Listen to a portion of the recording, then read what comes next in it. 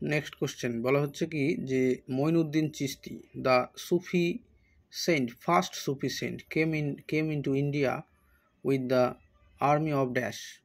তাহলে মঈনুদ্দিন চিশতি যে ছিলেন তিনি ভারতবর্ষে সর্বপ্রথম কার সাথে আসেন? তাহলে এর উত্তর হচ্ছে কী বলা হচ্ছে অপশান এ মোহাম্মদ গজনি, মোহাম্মদ ঘড়ি, চেঙ্গিস খাঁ, নাদির শাহ। তাহলে আমরা জানি মঈনুদ্দিন চিশতি যে চিশতি সম্প্রদায়ের প্রতিষ্ঠাতা তিনি ভারতে এসেছিলেন মোহাম্মদ ঘড়ির সাথে। কেন? তার কারণ তার ভারতে আসার যদি সময়কাল আমরা ধরি তাহলে দেখব 1192 খ্রিস্টাব্দ কিন্তু সময়কালটা আছে। অতএব মোহাম্মদ ঘড়ির সাথে সর্বপ্রথম মঈনুদ্দিন চিশতি কিন্তু ভারতে এসেছিল। যদি বলা হয় চিশতি সম্প্রদায়ের প্রতিষ্ঠাতা তাহলে মঈনুদ্দিন চিশতি, আর যদি বলা হয় ভারতবর্ষে চিশতি সম্প্রদায়ের জনপ্রিয় বেশি কোন সুফি সাধক বেশি জনপ্রিয় করে তুলেছিলেন তাহলে সেটা হচ্ছে নিজামুদ্দিন আউলিয়া। নেক্সট কোশ্চেন বলছে যে naturalist Mughal paintings reached their zenith under which Mughal emperor.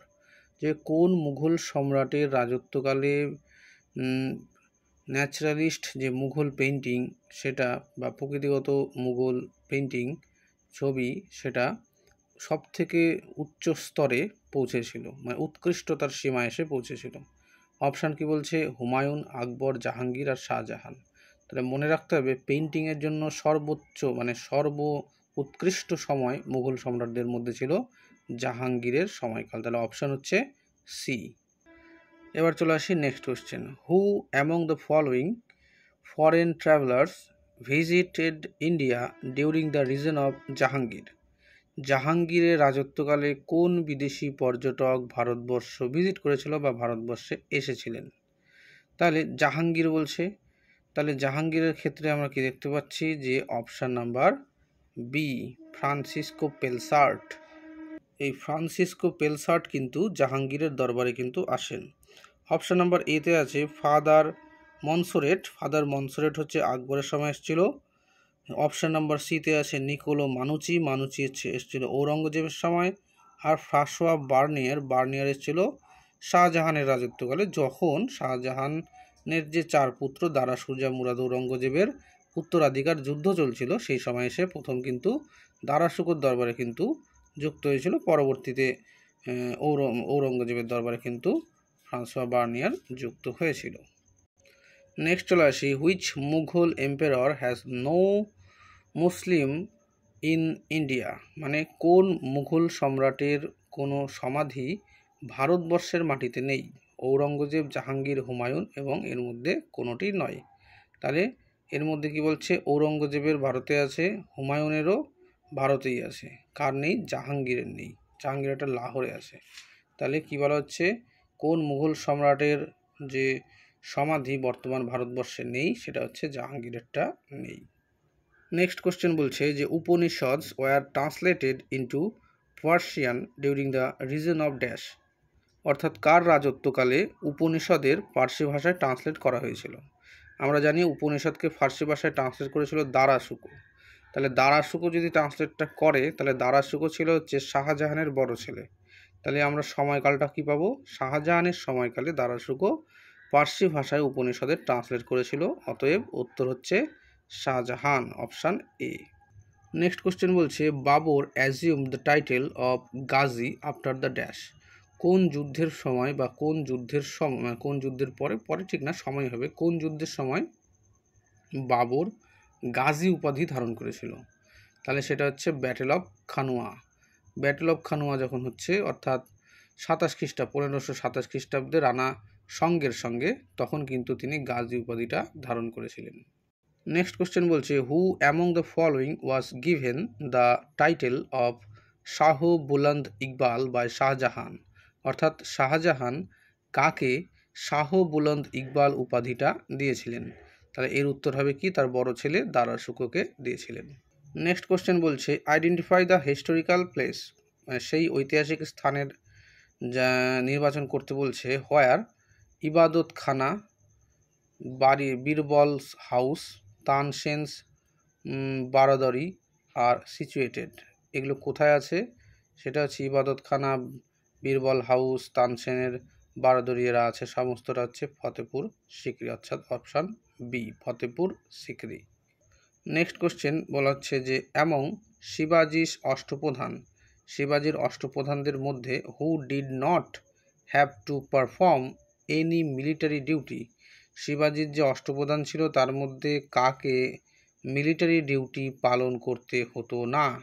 তাহলে একমাত্র আমরা জানি যে ন্যায়াধীশই যে একমাত্র ছিল যাকে মিলিটারি ডিউটি পালন করতে হতো না, বাদ বাকি অষ্টপ্রধানের সবাইকে কিন্তু প্রয়োজনে মিলিটারি ডিউটি কিন্তু পালন করতে হতো।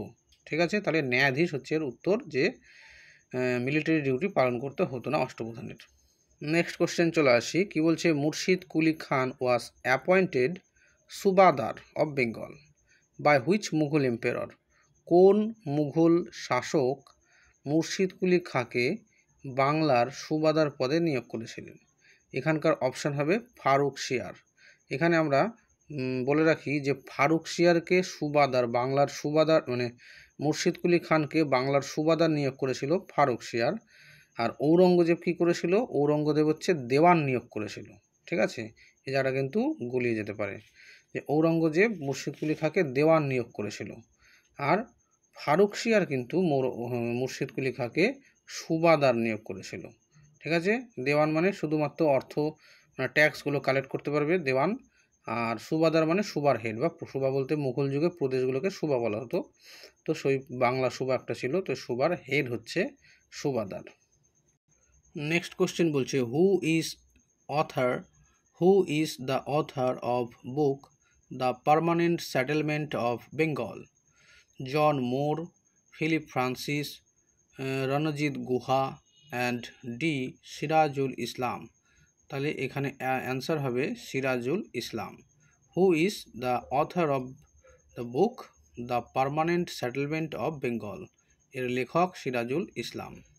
নেক্সট বলা হচ্ছে যে portfolio system was launch under which law, কোন, আমরা জানি 61তে হয়েছে, এখানে ডাইরেক্ট একদম লাস্টে ডি নাম্বার দেখতে পাচ্ছি, যে ইন্ডিয়ান কাউন্সিল অ্যাক্ট 1861, এই সময় পোর্টফোলিও সিস্টেমটা হচ্ছে। তাহলে এখানে আর একটা কোশ্চেন হতে পারে যে পোর্টফোলিও সিস্টেম যখন হচ্ছে কোন গভর্নর জেনারেলের সময় হচ্ছে? তাহলে কিন্তু সেখানে হচ্ছে ভারতবর্ষের তখন শেষ গভর্নর জেনারেল মানে পরাধীন ভারতের, সেটা হচ্ছে লর্ড ক্যানিং, আর প্রথম ভাইসরয় লর্ড ক্যানিং। তো এটা হচ্ছে যখন 1861 বলছে, তার মানে ভাইসরয়ের টাইমটা চলে এসছে, কারণ 1858 পর থেকে, তাহলে সেটা হচ্ছে লর্ড ক্যানিংয়ের রাজত্বকালে কিন্তু পোর্টফোলিও সিস্টেমটা লঞ্চ হয়েছিল। কবে? 1861 খ্রিস্টাব্দে, ইন্ডিয়ান কাউন্সিল অ্যাক্ট। নেক্সট বলছে যে who among the following is not an anglicist, আমরা জানি ওরিয়েন্টালিস্ট মানে প্রাচ্যবাদী, আর অ্যাংলিসিস্ট মানে হচ্ছে পাশ্চাত্যবাদী। এখানে বলছে কে পাশ্চাত্যবাদী নয়? ডব্লিউ বার্ড, উনি একজন পাশ্চাত্যবাদী, এইচ উইলসন একজন প্রাচ্যবাদী। তাহলে এখানে পেয়ে যাচ্ছি B number option, H Wilson, যে একজন প্রাচ্যবাদী ছিলেন। ঠিক আছে, তাহলে এখানে প্রশ্ন কী বলা হয়েছে, who among the following is not an anglicist, তাহলে সেটা উত্তর হচ্ছে এইচ উইলসন, কারণ এইচ উইলসন হচ্ছে পাশ্চাত্যবাদী ছিল না, তিনি ছিলেন প্রাচ্যবাদী বা ওরিয়েন্টালিস্ট। নেক্সট কোশ্চেন বলছে, when did Syed Ahmed Khan established the scientific society, Syed Ahmed Khan scientific society কবে প্রতিষ্ঠা করেন? এটার অ্যান্সার 1862, 63, 64, 65। তাহলে এখানে অ্যান্সার হবে 1864 খ্রিস্টাব্দ, option C, Syed Ahmed Khan scientific society প্রতিষ্ঠা করে 1864 খ্রিস্টাব্দে। নেক্সট কোশ্চেন, হু স্ট্যাবলিশড দারুল উলুম, এবার কাশিম নানাতুকি তো দারুল উলুম তৈরি করেছে, এখানে অপশানের মধ্যে আমরা দেখতে পাচ্ছি না, তাহলে এখানে সুইটেবল অ্যান্সারটা কী হবে? অপশান ডি, মির্জা গুলাম আহমেদ। ঠিক আছে, হু স্ট্যাবলিশড দারুল উলুম দেওবন্দ, তাহলে সেটা হচ্ছে মির্জা গুলাম আহমেদ। কাশিম নানাতুকি ছিলেন, কিন্তু এখানে অপশানে যেহেতু নেই সেই জন্য আমরা সেকেন্ড নামটা নিচ্ছি, যে অপশান ডি, মির্জা গুলাম আহমেদ। নেক্সট কোশ্চেন বলছে, who founded the criminal intelligence department, তাহলে সেটা হচ্ছে লর্ড কার্জন। লর্ড কার্জন হচ্ছে ক্রিমিনাল ইন্টেলিজেন্স ডিপার্টমেন্ট প্রতিষ্ঠা করেছে। এটা দেখা যাচ্ছে যে হেরাল্ড স্টুয়ার্ট প্রধান দায়িত্ব কিন্তু এর নিয়েছিলেন, যে ক্রিমিনাল ইন্টেলিজেন্স ডিপার্টমেন্টের প্রধান দায়িত্বে কে ছিলেন? Herald Stewart. আর কার সময় হয়েছিল? লর্ড কার্জনের সময়। নেক্সট কোশ্চেন বলছে who was the governor general of India during the Cripps mission, মানে ক্রিপস মিশন যখন ভারতে আসছে 42-এ, সেই সময় কে গভর্নর জেনারেল ছিলেন? তাহলে option number B lord Linlithgow. ঠিক আছে, 42-এ কিন্তু আমরা দেখতে পাচ্ছি যে ফেল পড়ার চেকের সাথে তুলনা করেছিল ক্রিপস মিশনের প্রস্তাবকে গান্ধীজি। নেক্সট কোশ্চেন বলছে who among the following was not the leader of the Wahhabi movement, যে এর মধ্যে 4 জনের মধ্যে কে ওয়াহাবি আন্দোলনের সাথে যুক্ত ছিলেন না বা এখানকার নেতাও ছিলেন না? তাহলে অ্যান্সারের অপশানের মধ্যে বলছে অপশান এ সৈয়দ আহমেদ, তাহলে স্যার সৈয়দ আহমেদ এর মধ্যে ছিল ওয়াহাবিতে, রায়বেরেলির সৈয়দ আহমেদ। তারপরে চলে আসছে হাজি শরিয়তুল্লাহ, এও ছিল। তারপর ইনায়েত আলী, বিলায়েত আলী, ইনায়েত আলী, এরা দুজন ছিল, তো ইনায়েত আলীও ছিল। তাহলে অপশান সি হচ্ছে উত্তর। মৌলভী কাসিম, এই যে মৌলভী কাসিম নানা তো কেউ কিন্তু আছে, যাই হোক মৌলভী কাসিম হচ্ছে কিন্তু এই ওয়াহাবি আন্দোলনের সাথে যুক্ত ছিলেন না। Next question the ryotwari settlement was made with the dash, ryotwari ব্যবস্থা কোথায় চালু হয়েছিল? বাংলা বিহারে না, কারণ বাংলা বিহারে পার্মানেন্ট সেটেলমেন্ট ছিল। ইউনাইটেড প্রভিন্সে, মধ্য ভারতে, সেটাও হবে না। মাদ্রাস অ্যান্ড বম্বে প্রভিন্স আর গ্যাংগেটিক ভ্যালি।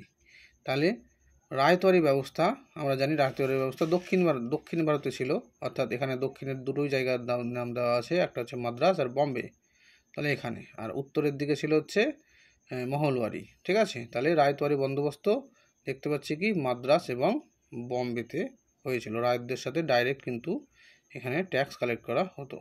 নেক্সট কোশ্চেন বলছে which viceroy was stabbed to death by a convict in Andaman, আন্দামানের জেলের আসামি কার হাতে একজন ভাইসরয়ের মৃত্যু হয়েছিল, যে কোন ভাইসরয়ের মৃত্যু হয়েছে? তো সেটা হচ্ছে option C Lord Mayo, Lord মেয়োর হাতে কিন্তু আন্দামানে সাজাপ্রাপ্ত এক আসামির হাতে কিন্তু তার মৃত্যু হয়েছিল।